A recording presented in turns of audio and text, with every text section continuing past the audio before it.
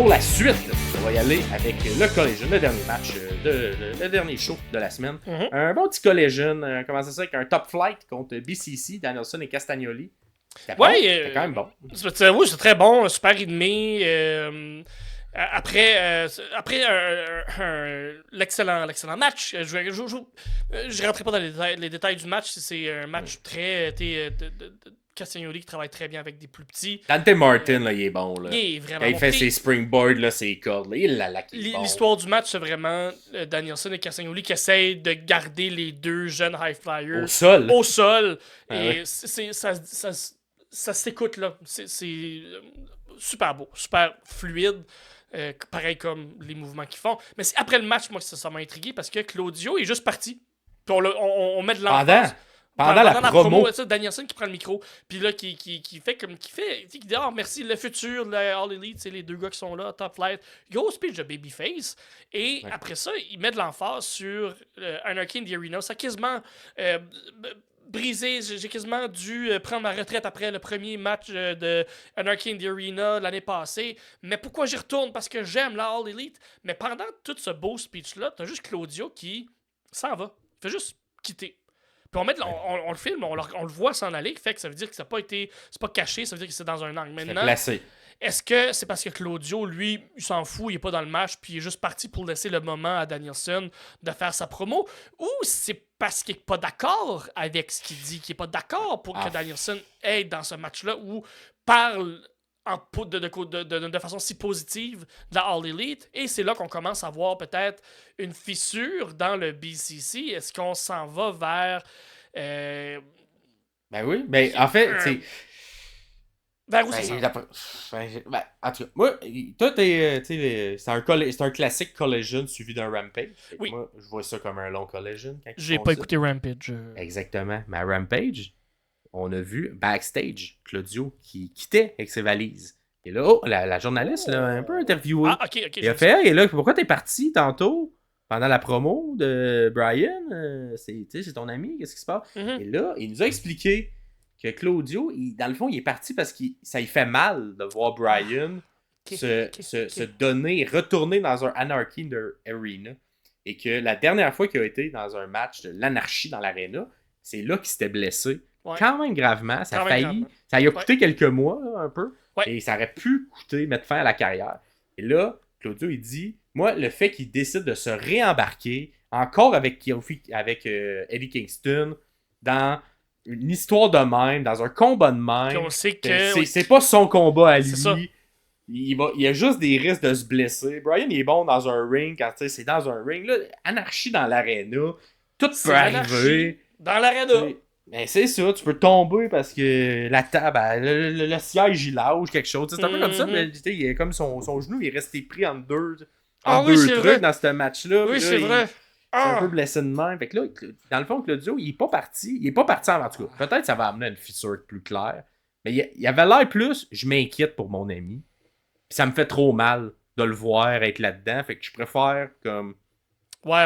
Fais tes affaires, mais je suis pas d'accord avec ce que tu fais parce que j'ai peur que tu te blesses. C'est ça qu'il a dit en coulisses. Okay. Mais ça l'installe tranquillement pas vite. La petite. Je sais pas si ça sera une fissure, mais tu sais, Claudio, il est très quand même. Il a l'air du bord de Brian parce qu'il est comme, là, on est dans sa dernière année, c'est pas le temps qu'il se blesse. C'est un peu ça le message qu'il dit. Il reste pas beaucoup la dernière année à temps plein. C'est pas le temps qu'il aille tout mettre ça en l'air, une blessure dans l'anarchie dans l'aréna. Tu le vois pas comme une fissure dans le BCC, tu le vois vraiment juste comme un point d'exclamation sur la relation qui est Claudio et Danielson. Ça va peut-être. Moi, je pense que ça va amener à une fissure parce que d'après moi, dans le checklist, il y a peut-être un bon match avec son ami Claudio. Oh, qui arrivera éventuellement. J'aime ça. Mais ça sera peut-être pas une construction classique méchant-gentil. Ça sera peut-être juste une construction de. Je vais te faire comprendre. Mais tu m'en tabarnak. C'est ça. Je t'aime, puis on va se battre entre deux frères. Genre, puis parce que j'aime pas ça. Ok. Je le prends. Fait que. Au revoir. Ensuite, on a eu le Osprey de la semaine, un classique. Un super bon match avec Lee Moriarty. Mais surtout, je pense que ça l'installait un futur match avec le clan de son ami de Lee, qui est... lui, là... Shane Taylor. Shane Taylor, merci. Exactement. Ben, Ouais. Merci à moi-même, je cherchais le nom ici. Fait que Shane Taylor, parce que là, il est comme arrivé après le match, il a comme fait de l'attitude là, à Ospreay après le match. Durant le match aussi, moi, toi, t'as aimé ça, on continue de construire, parce qu'il y avait Roderick Strong au commentaire. Ouais, parce que là, on sait qu'ils vont aller se battre à Double Nothing pour le titre international, donc Strong contre Ospreay. Fait qu'on continue l'histoire avec le Tiger Driver 91, qui a pas fait. Et oui, il a failli le faire, puis il a fait, non, on va faire à la place le... Un powerbomb ou un... Non, c'est le truc sur le côté.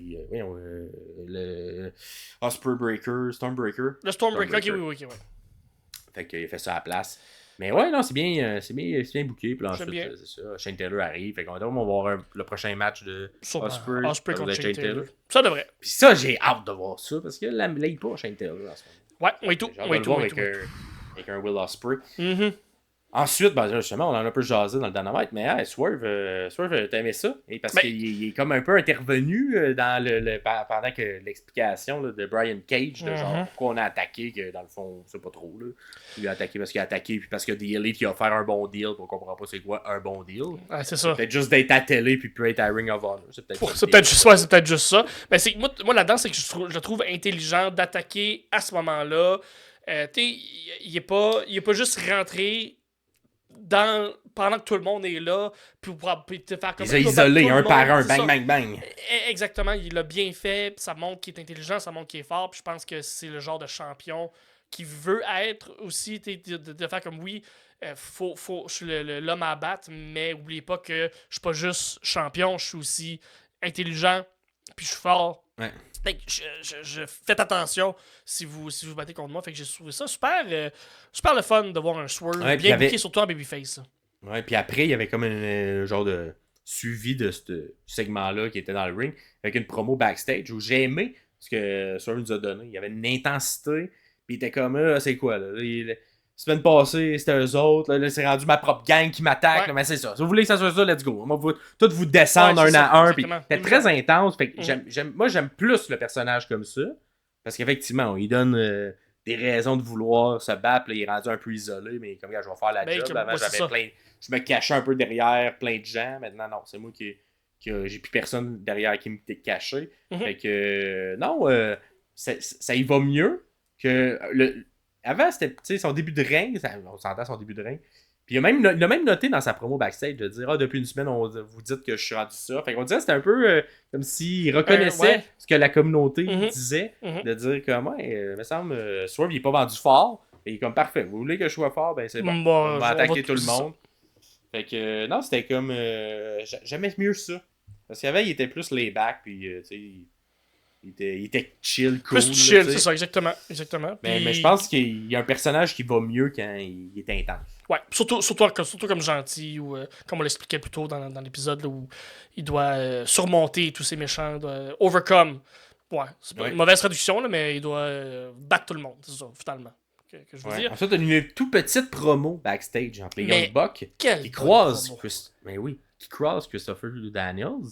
Et que là, ils sont pas contents parce que Christopher Daniel allait être dans leur shot pendant qu'ils faisaient eux-mêmes une promo. Fait qu'ils se mettent un peu à engueuler Christopher Daniel. Puis ils disent genre, hey, pourquoi tu fais de l'argent depuis 5 ans? C'est grâce à nous autres. Puis nous autres. Puis là, maintenant, Christopher Daniel, c'est un vétéran. Ça fait longtemps qu'il est dans le business. Puis il le prend pas, se faire crier de même.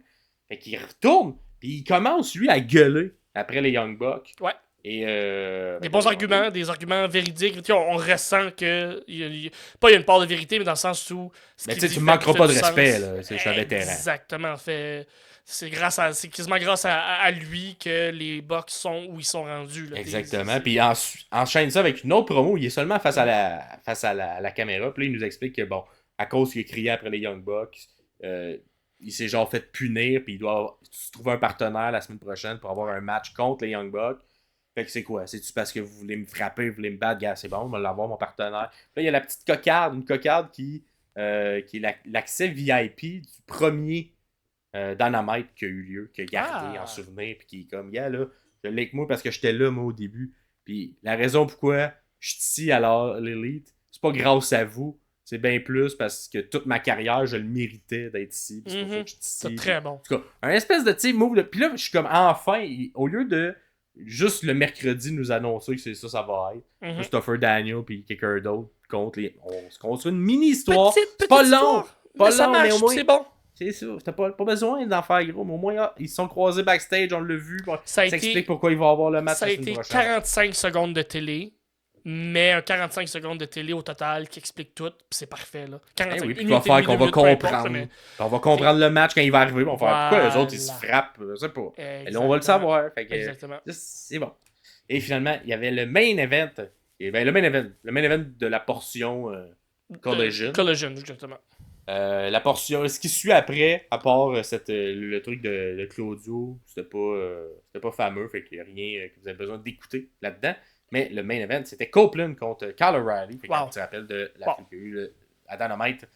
Et un genre gentil contre gentil, hein, ça se serre la main au début. Ouais. Gentil. Mais gentil contre gentil qui ne se sont pas retenus. Ce que j'ai noté, c'est que j'ai trouvé ça clumsy au début.